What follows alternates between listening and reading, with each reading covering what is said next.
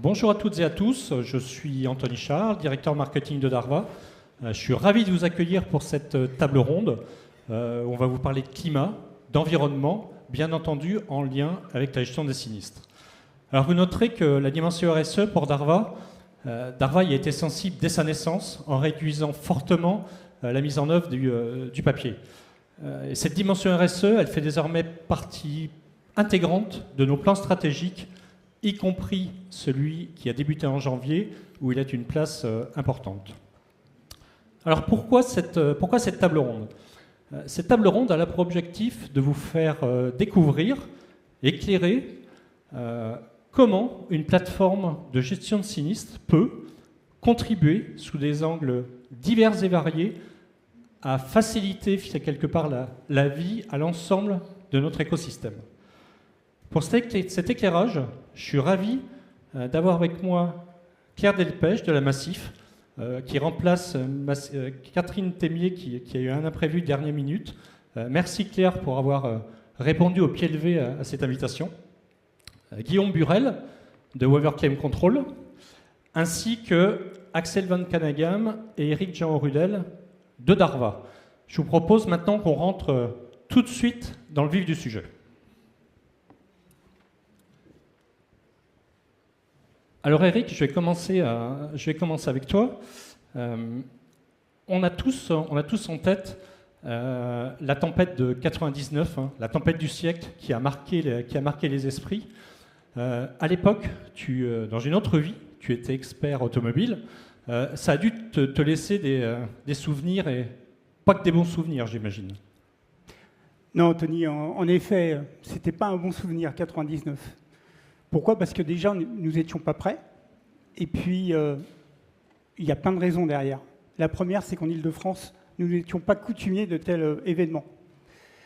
La seconde, c'est que cet événement a généré énormément de déclarations en même temps chez les assureurs et évidemment des flux de missions en grande quantité qui sont arrivés dans les cabinets et bien souvent avec des dates de visite qui étaient identiques, ce qui a généré des embouteillages dans les carrosseries. Et puis, il y avait aussi une autre raison, c'était la typologie des sinistres. On s'est retrouvé avec des véhicules qui étaient soit grêlés, soit inondés, soit avec des arbres sur le pavillon. On peut comprendre que tout l'écosystème était impacté, les réparateurs, les experts, les dépanneurs, les remorqueurs, et évidemment l'assuré et les assurances.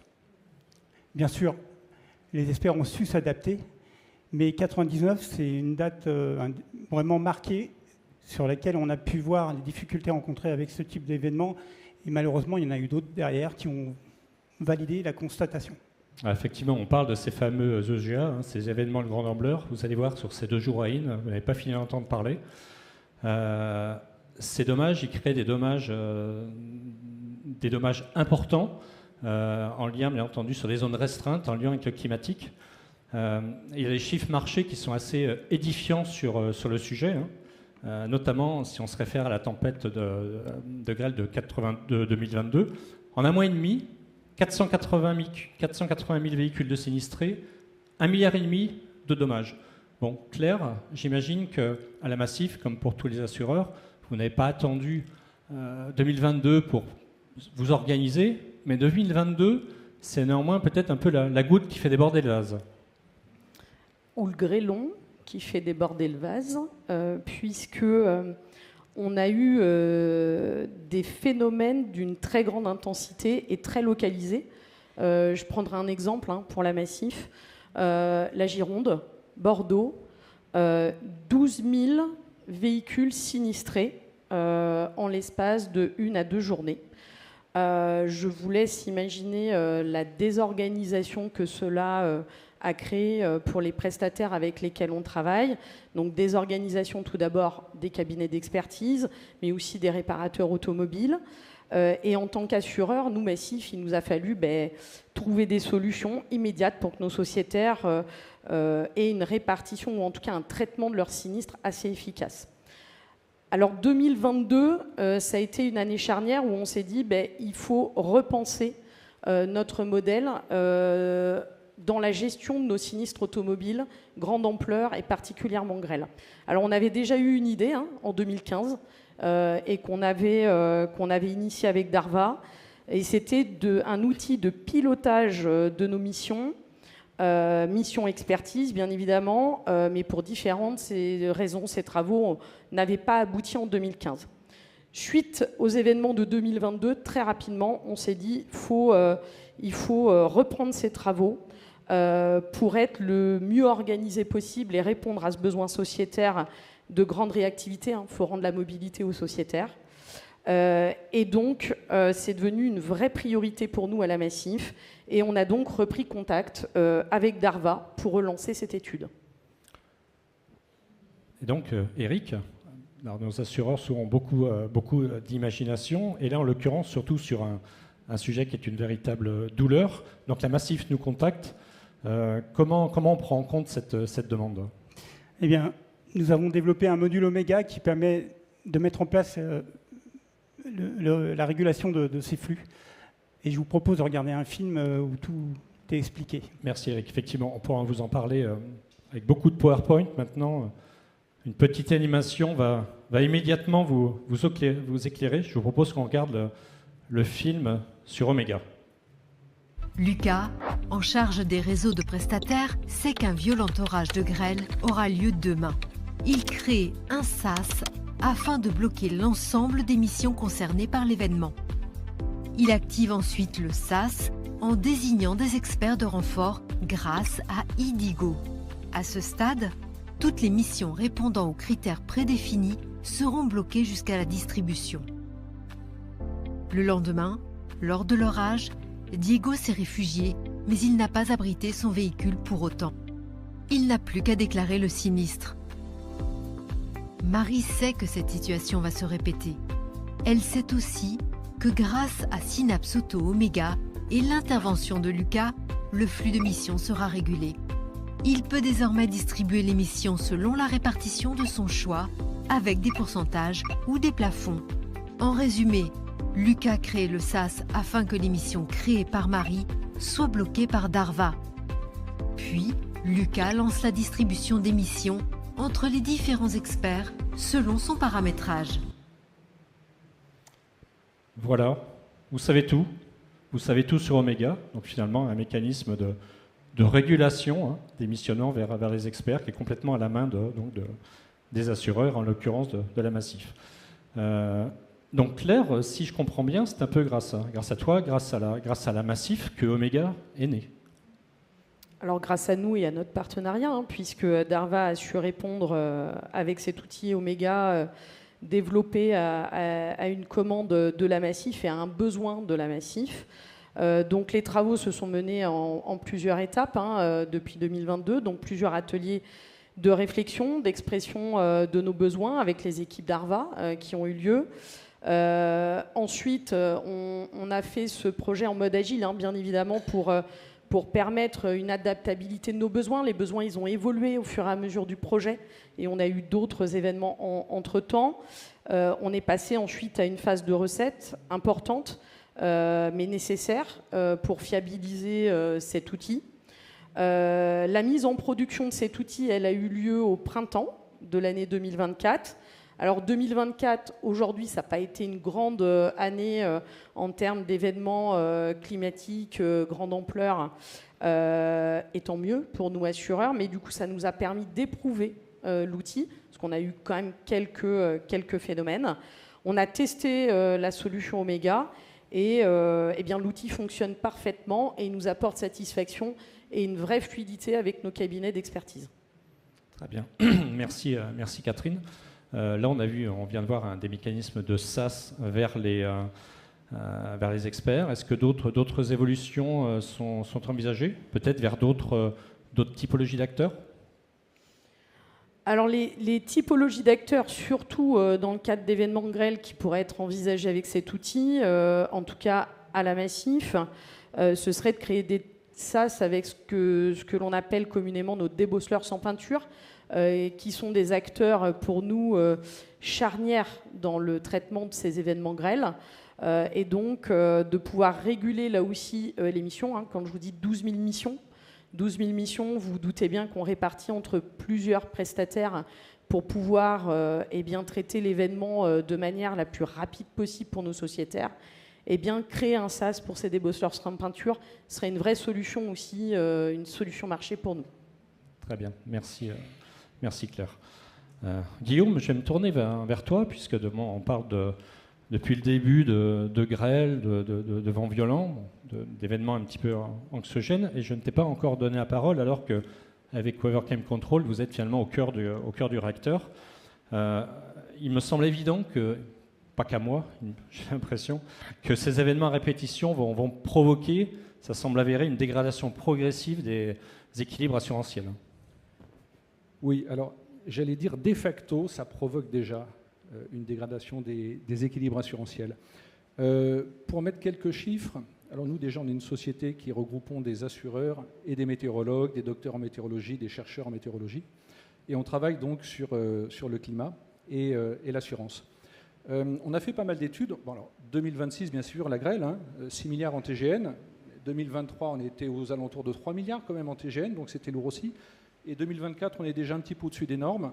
L'année n'est pas finie, j'espère qu'elle va se finir convenablement, mais on sera aussi au-dessus du trend habituel en termes de sinistres. Si on regarde les évolutions climatiques, toutes les études que l'on fait, et notamment avec des chercheurs et aussi d'autres assureurs, pour avoir un petit chiffre, on a une progression moyenne par plage de 5 ans de 15% d'augmentation des sinistres climatiques tous les 5 ans. Donc ça, c'est vraiment très important. Et tout à l'heure, on parlait d'EGA, il n'y a pas que des EGA. En fait, les événements grande ampleur, ce qu'on appelle les événements médiatiques, ça représente en fait uniquement 47% des sinistres climatiques. C'est-à-dire que 53% des sinistres climatiques que l'on gère, ne sont pas des événements de grande ampleur. C'est une accumulation de petits événements très spécifiques à des petits endroits, des grêles qui tombent, des coups de vent, etc. Et on dit toujours que les petites rivières font les grands fleuves. C'est vrai aussi pour la météorologie et les sinistres. Donc, pour répondre à ça, et pour finir, d'ailleurs, tu me parlais des équilibres S sur P. On a fait une étude, et en étant extrêmement conservateur, la dégradation du S sur P en moyenne, si les assureurs ne font rien, par plage de 5 ans, elle est entre 20 et 33 points. Donc il y a vraiment un effet... c'est énorme. Il y a un effet énorme, et en étant très conservateur. Et voilà. Maintenant, pour être positif, il y a des solutions à ça. Alors bien évidemment, S sur P, on peut s'améliorer sur la prime, mais j'allais dire, il y a d'autres éléments, et on peut les prendre en 3 temps. Avant, pendant et juste après. Avant, il y a une capacité à se dire, finalement, est-ce que nous, les assureurs, on est bien positionnés, quelle est notre surface d'exposition? Et là, il y a tout un tas d'éléments sur lesquels, par exemple, nous, on a travaillé, qui sont les zoniers climatiques. Il y a des zoniers grêles, des zoniers tempêtes, parce qu'il y a des couloirs de vent. Vous avez des zoniers chéroniques, vous avez des zoniers... Enfin, il y a énormément de zoniers qui peuvent aider à avoir une appréciation, en fait, de la souscription meilleure. Il y a le pendant. Le pendant, c'est un petit peu les prévisions et ce que l'on peut envoyer par les SMS. Là, c'est un élément sur lequel je me pose en ce moment des questions, parce que ça dépend énormément de la qualité des prévisions. Et si vous regardez un petit peu en ce moment ces éléments-là, c'est un peu discuté, et ça peut revenir en boomerang sur les assureurs. C'est-à-dire que nous, on fait beaucoup de plateaux, et on entend beaucoup de clients dire « Oui, mais hier soir, vous m'avez envoyé un SMS en disant qu'il allait avoir du vent, puis donc je vous déclare mon sinistre tempête », et on s'aperçoit qu'en réalité, ça n'a pas soufflé.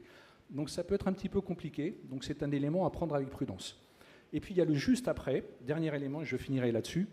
Le juste après, c'est en fait qu'on a quand même des conditions générales, et encore faut-il qu'il y ait eu un véritable élément déclencheur du sinistre.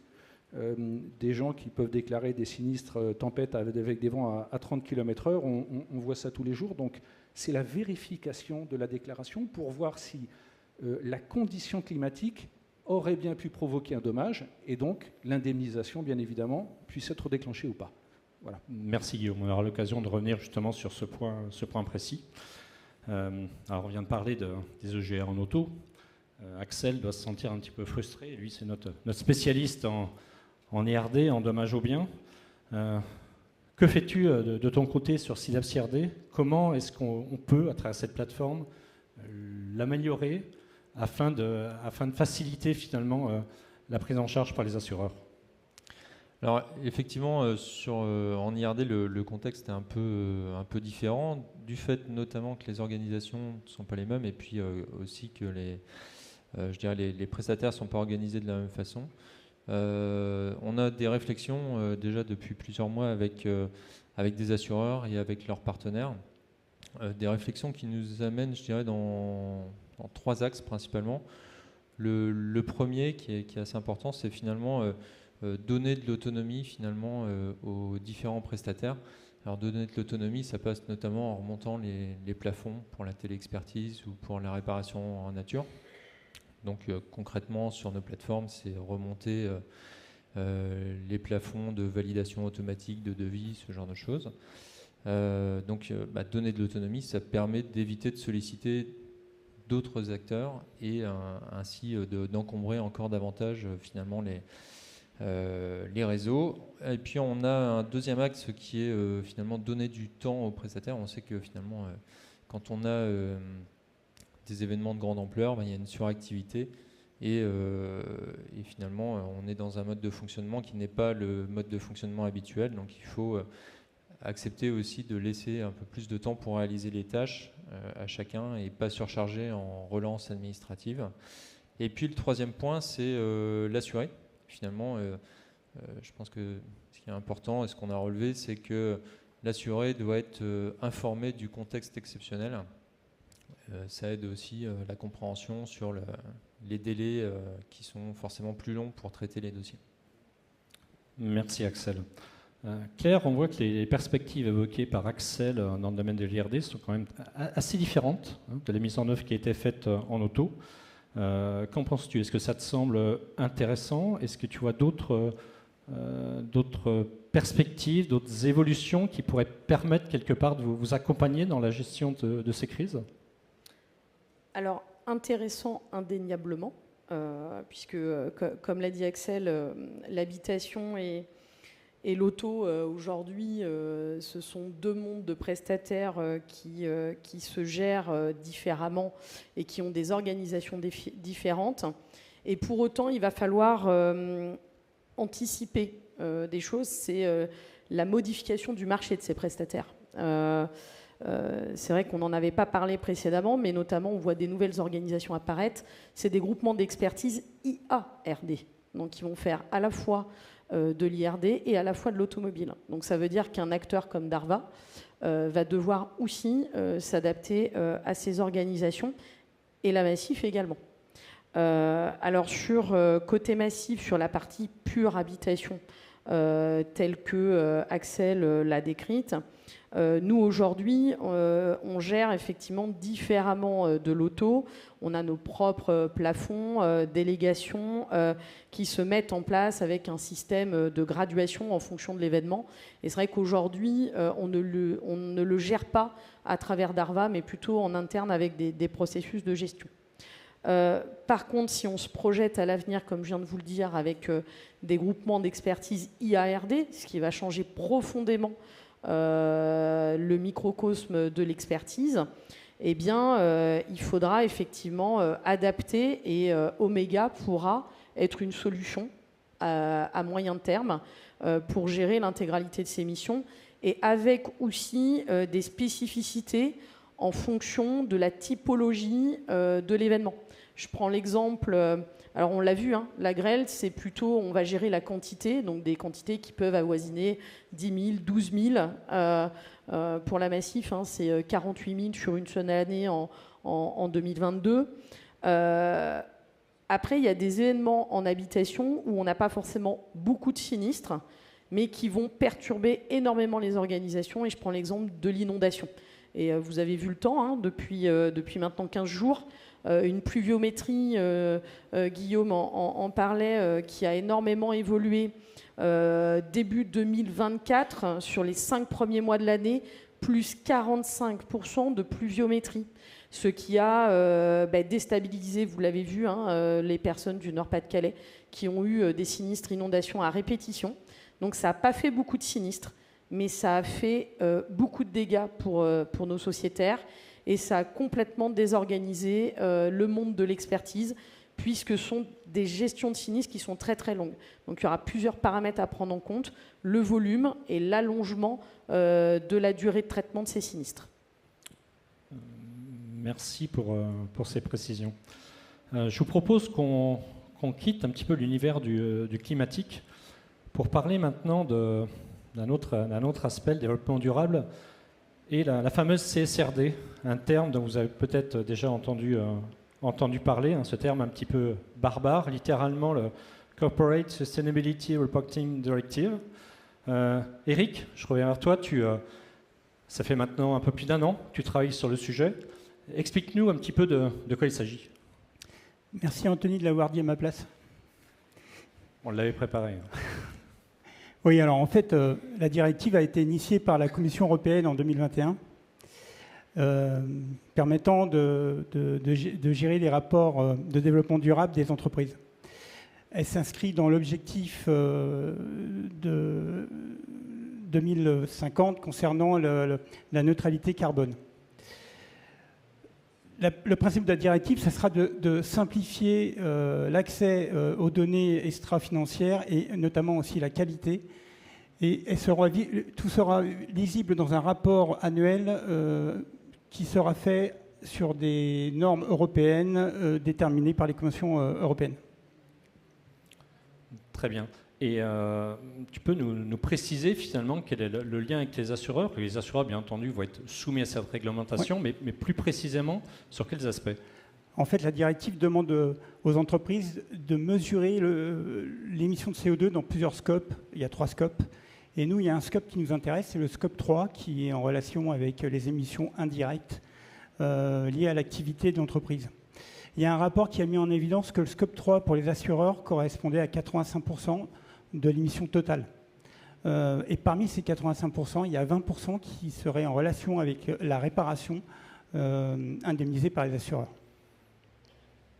D'accord, très bien. Mais alors, que vient faire Darva là-dedans, finalement? Parce que Darva, nous ne sommes pas des spécialistes de la mesure de l'empreinte carbone. Quel peut être notre rôle et quelle valeur on peut créer à travers notre plateforme sur un tel sujet?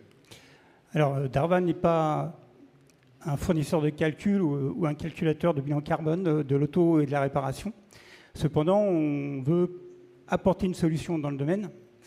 Et ça fait plus d'un an qu'on a initié des ateliers avec l'écosystème et des acteurs. On a fait des tests avec eux. Il y a des acteurs qui sont des généralistes et des spécialistes de la mesure dans plusieurs industries, et d'autres acteurs qui sont dans le domaine de la réparation, qui ont acquis des compétences dans le domaine. Et ce qui permet de comparer les méthodes de calcul. Et dans l'atelier, nous avons des assureurs, des personnes de l'univers de l'expertise, de la réparation, aussi bien en IRD qu'en auto. D'accord. Alors Claire, j'imagine que la Massif, qui est un membre éminent de cet écosystème, participe bien sûr à ces travaux. Alors oui, on y participe. Hein. On a déjà participé à quelques travaux, comme l'a dit Eric, avec Darva. Et c'est vrai qu'il faut peut-être dissocier 2 choses. Alors il y aura l'obligation réglementaire, donc c'est pour ça que aujourd'hui tous les acteurs de l'assurance se doivent d'y aller, parce que de toute façon c'est réglementaire. Donc on ne pourra pas y couper. Donc tout l'enjeu, c'est d'en faire une opportunité pour nous. Parce qu'au-delà de la réglementation, Massif qui a déployé son plan stratégique 24-26 en janvier de cette année, c'est déjà noté plusieurs ambitions pour favoriser cette durabilité dont parlait Eric tout à l'heure. Et je pense notamment à notre objectif de 30% de PRE. Et quand on se met 30%, un objectif de 30% de pièces de réemploi, c'est pas juste pour balancer un chiffre, c'est aussi pour mesurer notre empreinte carbone et diminuer cette empreinte carbone. Alors, il ne faut pas perdre de vue que le 30% de pièces de réemploi, c'est que notre objectif numéro 2, notre objectif numéro 1, ça reste la réparation, le 0 pièce, et c'est ce que l'ensemble des assureurs doivent pousser. Il n'y a pas qu'un enjeu économique, il y a un vrai enjeu de durabilité, puisqu'on économise énormément de CO2 quand on économise de la pièce. Donc pour nous, l'enjeu de la mesure de l'empreinte carbone telle que l'a décrit Eric précédemment, ce sera une donnée essentielle dans notre pilotage des prestataires IARD de demain, parce que, comme tu l'as dit, c'est à la fois pour l'habitation et l'automobile. Hein. Il n'y a pas que l'automobile qui est embarqué. Et ça devra être aussi un outil éclairant pour nos sociétaires pour favoriser des choix vertueux, tant pour la planète que économiquement pour leur tarification de demain. Très bien. Eric, en quelques mots, parce que je vois que le temps passe, où en sommes-nous de cette étude? Alors, il y a plusieurs pistes. Actuellement, le but de DARVA, c'est de comprendre les méthodes de calcul, déterminer un périmètre de calcul commun, de récolter, évidemment, de collecter ces émissions de CO2 calculées et enfin de les restituer. En fait, DARVA désire avoir une vision unifiée de la méthode en collaborant avec tous les acteurs afin de déterminer la première valeur intrinsèque. Très bien, merci Eric, c'est très clair. Alors on vient de voir avec ces deux sujets, la partie EGA, la partie CSRD, il y a un certain nombre de points communs. C'est la donnée et tous les processus qui gravitent autour de ces données. On a également évoqué cette notion de plateforme qui est importante pour DARVA. Ce ne sont pas des simples solutions informatiques. Axel, explique-nous. Oui, alors effectivement, c'est dans notre ADN, je dirais à DARVA, de s'ouvrir aux partenaires et d'être d'une certaine façon un catalyseur de l'innovation. L'idée, en fait, à travers cette notion de plateforme, c'est d'intégrer dans nos processus métiers des nouveaux acteurs qui vont nous aider à apporter de la valeur à notre écosystème. Et donc, je me doute, Axel, que ce n'est pas par hasard que Guillaume est avec nous à cette table ronde. Non, effectivement. Alors, DARVA fait partie de la French AssureTech. Et on avait repéré dans la promotion de l'année dernière déjà Weather Claim Control, avec qui on a vite identifié qu'on avait beaucoup de synergies. Alors Guillaume, raconte-moi. On commence à vous connaître maintenant dans l'écosystème, mais brièvement, que faites-vous et surtout quel lien avec les plateformes de DARVA? Oui, donc nous, on est effectivement une plateforme de contrôle des déclarations des sinistres climatiques et on va valider pour le TGN. Donc nous, on s'occupe de tout ce qui est grêle, tempête, vent tempétueux, c'est des tornades, des rafales convectives. On fait aussi tout ce qui concerne le gel, le foudroiement, bref, tout ce qu'on met derrière le TGN. Et on va en fait aider les gestionnaires sinistres à donner une décision, mais une décision rationnelle, objective et bienveillante en fait à leurs sociétaires en regard des réelles conditions climatiques qui se sont produites.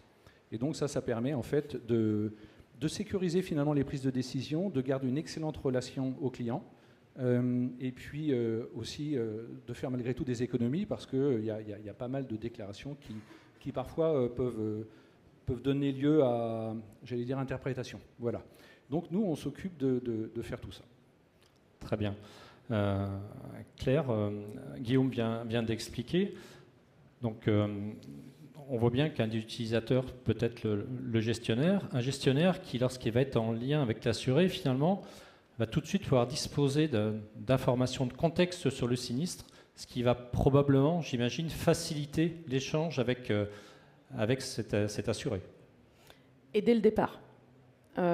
Puisqu'effectivement, ce dispositif Weather Claim Control permet en effet de vérifier pour les sinistres tempêtes et inondations également une adéquation entre les conditions de survenance et l'ouverture du sinistre. Parce que Guillaume a donné un exemple tout à l'heure, c'est j'ai entendu un petit coup de vent, je déclare mon sinistre. Mais là, ça ne peut pas passer en garantie tempête. Il y a quand même quelques règles pour que ça passe en garantie tempête. Donc pour nous, c'est un impact économique indéniable au moment de la gestion de ces sinistres tempétueux ou inondations, et donc in fine sur notre tarification future. Pour le gestionnaire, ça veut dire pour lui qu'il ne traitera le dossier que si il est garanti en phénomène tempête et que les fameuses conditions sont réunies. Le sociétaire, lui, il saura dès le départ si son dossier est garanti ou non. Et donc, ça évite d'envoyer en expertise, de laisser croire aux sociétaires que son sinistre va être garanti, alors qu'in fine, il ne le sera pas. Donc, gérer son insatisfaction aussi dès le départ et ne pas le faire traîner. Alors, Weather Claim Control, pour nous, c'est en production déjà depuis 2 ans chez Abeille, plus spécifiquement sur nos plateformes Eurofill. Et donc, à l'horizon 2025, nous allons le passer en test chez Massif. Très bien. Donc là, on parle d'un usage directement avec la Massif, comme avec d'autres clients. C'est vrai qu'on a eu l'occasion, Guillaume, en début d'année, d'illustrer lors d'un club IRD d'Arva des maquettes graphiques où on essayait de trouver des synergies finalement entre Synapse IRD et votre solution. Récemment, nous sommes allés un petit peu plus loin, un cran plus loin. On a dépassé la maquette graphique pour une véritable intégration technique entre Synapse IRD et Weather Claim Control. C'est important pour vous, ce type d'intégration ? Oui, nous, ça nous honore déjà. On est passé sous les fourches codines de l'informatique d'Arva, donc ça c'est d'ailleurs plutôt très bien passé. Et on est hyper satisfait. On est très satisfait parce que premièrement, ça permet à d'autres assureurs qui peuvent utiliser Synapse de bénéficier de cet outil, mais c'est aussi de pouvoir envoyer, et Claire, tu le disais, mais aussi des pièces. Nous, on est certificateur et on a des certificats qui sont très complets. On utilise à peu près 12 fois plus de données que les certificats Météo France. On a des certificats extrêmement précis et ça permet de les envoyer aux experts parce que quand ils sont sur place, eux aussi ont besoin finalement d'informations pour pouvoir conduire mieux leurs investigations. Et ça, je trouve que c'est vraiment aussi très très important. L'expert ne fait pas que tarifer un sinistre, et il doit aussi regarder si l'origine du sinistre est bien réelle. Et donc ça, c'est un élément qui est fondamental. Et grâce à vous, comme vous êtes cette fameuse plateforme vis-à-vis des experts, c'est excellent. Écoute, tu le signalais, effectivement, c'était un plaisir de collaborer avec vous. Ça s'est fait finalement assez naturellement et assez vite. On vient d'évoquer donc Claim Control, qui est issu de la précédente promotion en French AssureTech. Et donc forcément, on observe tout cet écosystème, et de manière encore plus flagrante, les promotions French AssureTech. Axel, dans le même esprit, est-ce que dans la promotion French AssureTech, la nouvelle promotion qui est sortie cet été, est-ce qu'en lien avec le climatique, on n'aurait pas détecté une nouvelle pépite qui ferait sens avec nos plateformes ? Oui, effectivement, Anthony, on a bien identifié une SurTech qui travaille à nouveau sur les événements de grande ampleur et qui s'est spécialisée, elle, sur la partie sécheresse. Et donc, effectivement, c'est une part importante aussi des événements de grande ampleur qu'on n'a pas encore évoqué, mais qui est à la fois importante en termes de fréquence et aussi en termes de coût. Alors, après le premier terme barbare tout à l'heure de CSRD, on va passer au deuxième terme barbare de la table ronde, le RGA, le retrait gonflement des argiles. Bon, un terme qui désormais est bien connu des assureurs, qui se cachent un petit peu derrière ce que vient d'évoquer Axel. J'imagine, Claire, que pour vous, maintenant, ce terme est devenu un terme habituellement utilisé. Surtout en ce moment, ça gonfle avec l'eau. Donc, oui, ça nous parle, mais comme tous les assureurs, ça ne parle pas que pour la Massif, bien évidemment. C'est un sujet de place. Alors nous, la Massif, juste pour vous donner un ordre d'idée, en 2023, 2 chiffres, plus de 15 000 déclarations liées à la sécheresse et 11 300 missions envoyées au cabinet d'expertise habitation. Et un sinistre sécheresse, c'est pas un dégât des eaux, ça dure plusieurs années jusqu'aux solutions de réparation.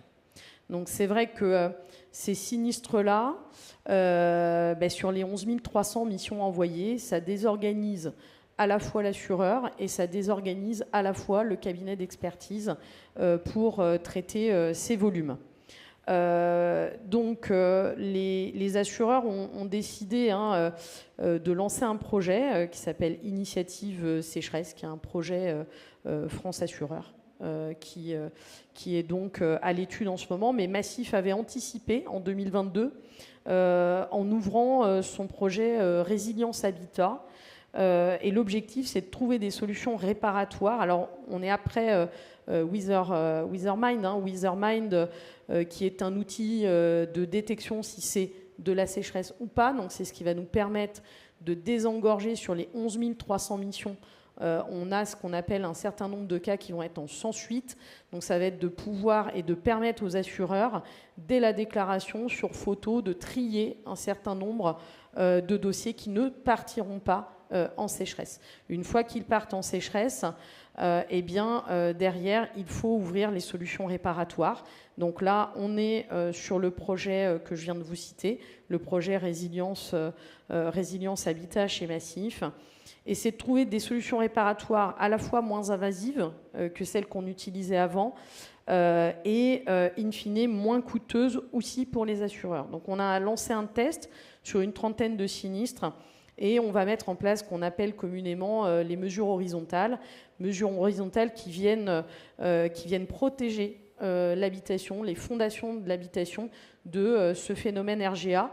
Et c'est des solutions tout simples, c'est le traitement des végétaux, c'est le traitement du pourtour des fondations avec l'installation de trottoirs périphériques. C'est tout bête, mais ça fonctionne. C'est de l'injection aussi, de la micro-injection d'eau pour éviter justement ce déficit hydrique trop important sur certaines périodes.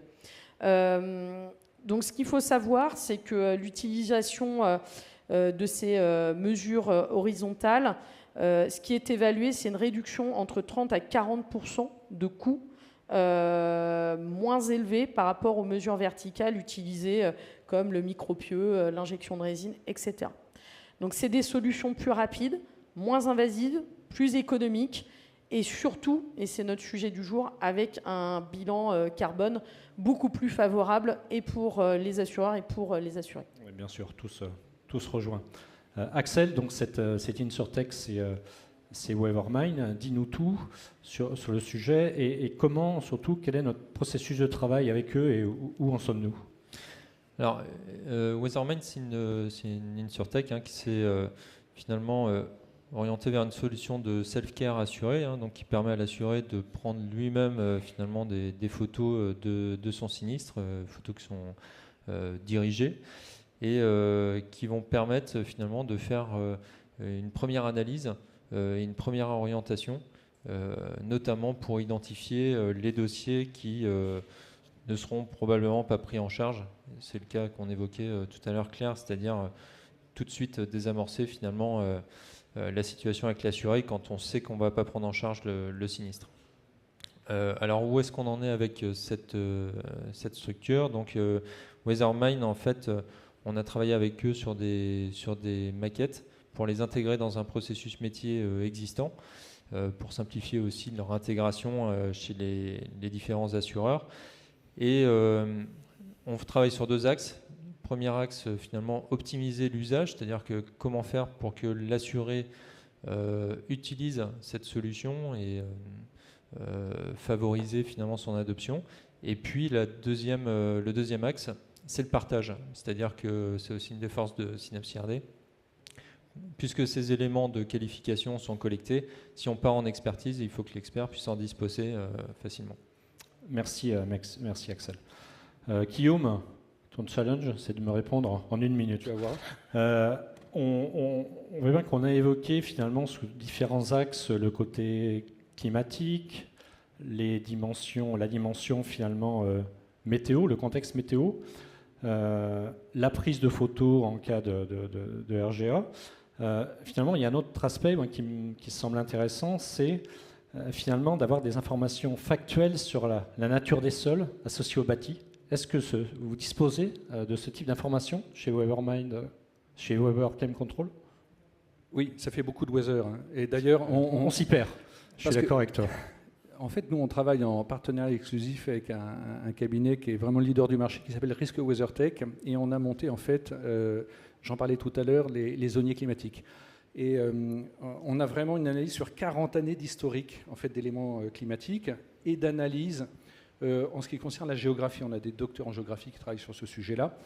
Et donc ça nous permet en fait de positionner tout un tas de zoniers climatiques. On a une caractéristique, c'est qu'on intègre dans ces zoniers ce qu'il va se produire. C'est-à-dire que sur les études du GIEC, sur toutes les études que l'on a, on ne fait pas que constater ce qui s'est produit, on projette les évolutions climatiques sur ces éléments-là, en tenant compte de la géographie, dont les zoniers, retrait-gonflement, inondations, etc. Très bien. Merci Guillaume pour la concision de ta réponse. Alors on arrive à la fin de cette table ronde. On va conclure sur un aspect qui est un petit peu différent, qui est tout simplement l'engagement d'Arva sur le territoire, et notamment un mécénat de compétences que d'Arva a mis en œuvre avec le parc national du Marais Poitevin. Son président, Pascal Duforestel, a souhaité nous dire un petit mot.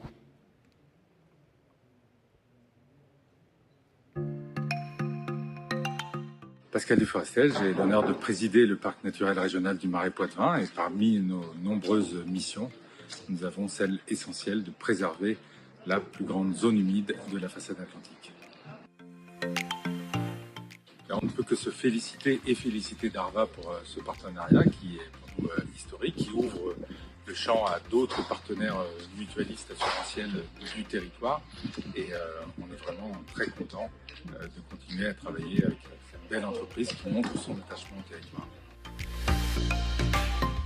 Eh bien, Darva va nous apporter des éléments essentiels que sont les données météorologiques, puisqu'on, bien sûr, si on se projette sur l'évolution climatique sur notre territoire, on a besoin d'avoir une matière importante qui est la donnée météo.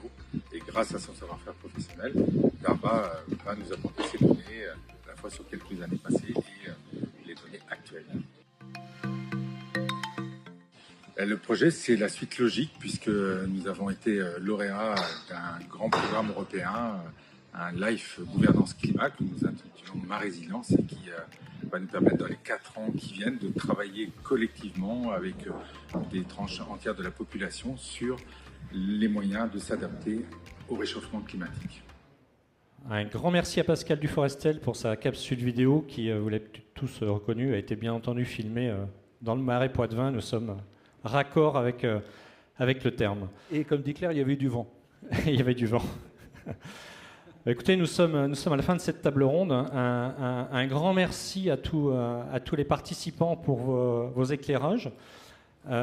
Et puis, n'hésitez pas, si vous avez des questions, à venir nous voir sur notre stand. Weatherclaim Control et Weathermind ont également des stands. Je vous invite à aller les rencontrer également. Merci beaucoup Merci à toutes et à tous. Merci.